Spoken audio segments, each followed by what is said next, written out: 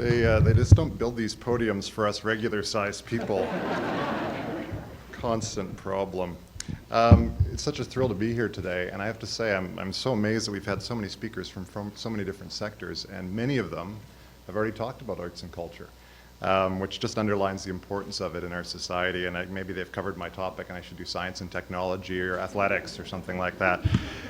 Just before we start, can I just ask by show of hands how many of you are artists in this room? Okay, so I would consider that a personal failing on our part in the arts sector, and I'll tell you why. We've really focused in the last 40 years on aesthetics to the extent that much of our public school arts education has been removed. We shifted from arts education being about practical application and learning skills to almost an arts appreciation approach, because we were trying to convince you all that you're not artists.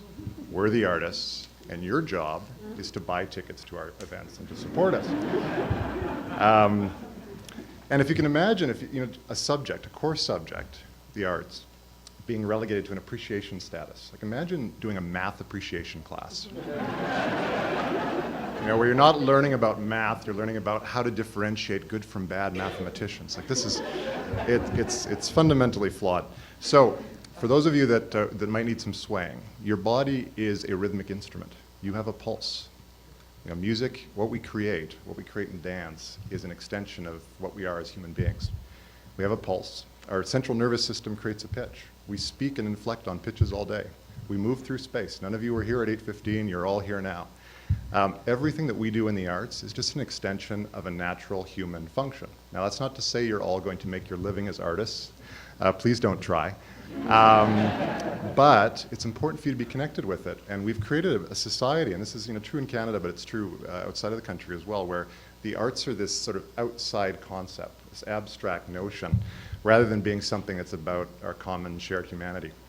So I'm going to try to convince you that the arts are fundamental today. For any of you that don't think you can sing, or someone told you you should mouth the words, or any of that, I'm around during the intermissions, and I can prove you wrong in terms of your artistic capacity.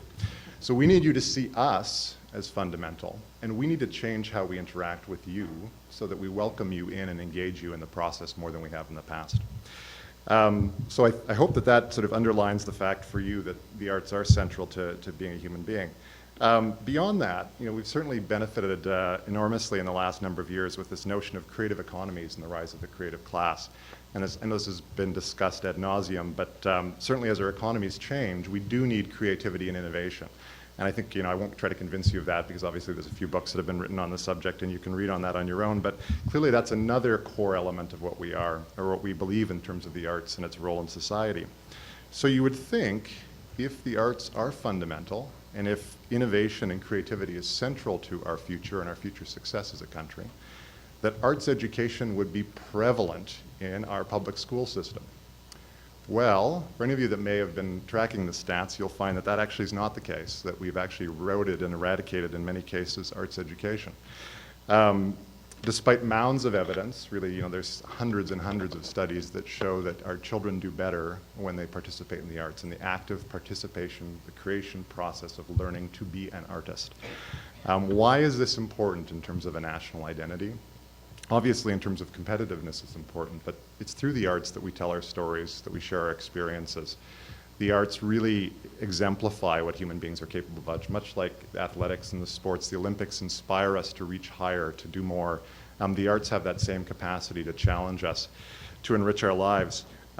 We focused overly, a significant amount of our attention on the notion of arts consumption rather than arts participation. So what we really need in this country is a participation for the arts, something that calls on us all to find ways to communicate, to express our artistic sides. Again, you're not going to be a professional artist, but the decisions you make in terms of how you paint your house, or how you dance, or craft cabinetry, how you write, how you present yourself, these are all artistic and creative initiatives.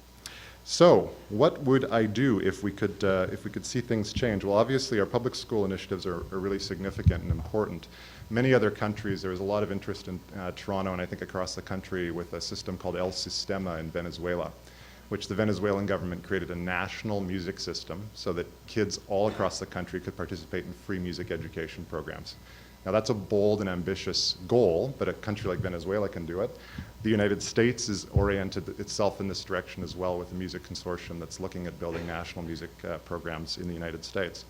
So I really believe that in terms of creating this shared sense of our nation and our identity, the arts are really central in driving that, and in terms of our competitiveness as a country, central in equipping our kids to succeed.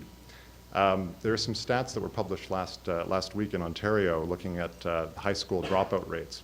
And the optimistic number is that 62% of our students go on to some training beyond grade 12, which is kind of a frightening number if you think about it. Moving into a knowledge economy, 4 out of 10 of our kids aren't being trained beyond grade 12 or receive a grade 12 education or less. Why is that? Well, our focus is narrowed. We haven't given the artistic and athletic opportunities for students within the public school context that they need. So what I would like to see, and what we would like to propose for the arts, is that we strive to create a national arts education strategy for the country, that we partner with our friends, and I was so glad Dr. Kidd mentioned the notion of arts and athleticism in collaboration.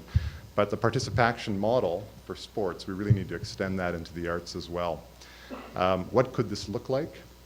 Well, imagine being a public school student at any city across the country. In Saskatoon, your teacher has online access to pedagogical resources in terms of teacher training, access to performance content, etc.